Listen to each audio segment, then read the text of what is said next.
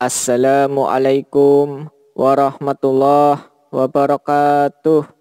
Bismillah, alhamdulillah, wassalatu wassalamu ala rasulillah, wa ala alihi wa ashabihi wa ummatihi ajmain, amma ba'du.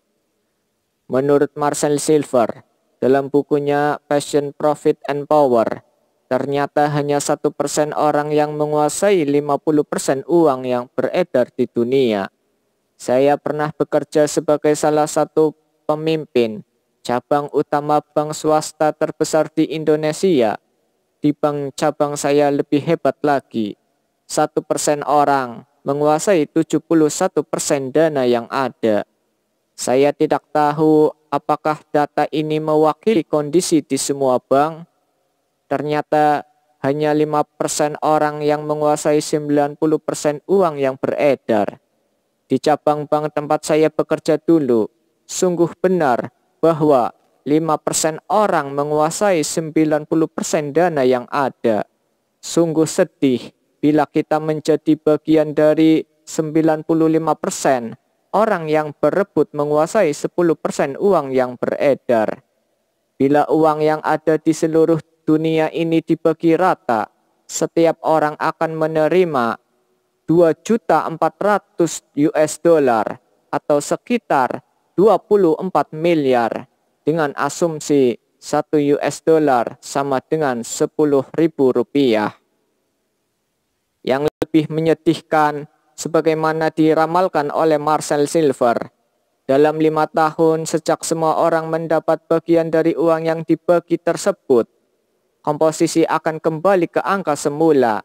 1% orang akan kembali menguasai 50% uang beredar dan 5% orang akan kembali menguasai 90% uang yang beredar. Kenapa? Apa yang membedakan orang-orang yang akhirnya kembali menjadi 1% dan 5% tersebut di atas? Perbedaannya akan tampak dari jawaban atas pertanyaan di dalam kepala kita yang pasti muncul saat kita menerima uang. Menarik sekali mengetahui pertanyaan yang ada di kepala 95% orang rata-rata yang menguasai 10% uang yang beredar. Konon orang yang termasuk golongan ini akan bertanya, uang ini akan kugunakan untuk membeli apa ya?